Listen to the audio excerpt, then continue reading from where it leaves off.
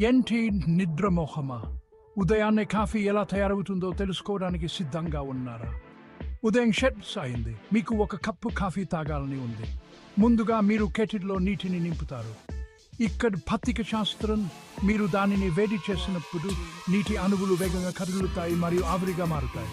దీనినే ఉష్ణ వ్యాకోచం అంటారు. ఇప్పుడు ఆ కాఫీ గింజలను పొడి చేద్దాం. మీ గ్రైండర్ యాంత్రిక శక్తిని ఉపయోగించి గింజలను చక్కటి కాఫీ పొడిగా మారుస్తుంది. పొడి మెత్తగా ఉంటే నీరు రుచులను సంగ్రహించడానికి ఎక్కువ ఉపరితల వైశాల్యం ఉంటుంది. వావ్! తరువాత మీరు కాఫీ పొడి మీద వేడి నీటిని పోస్తారు. గురుత్వాకర్షణ శక్తి నీటిని కాఫీ ద్వారా క్రిందికి లాగుతుంది.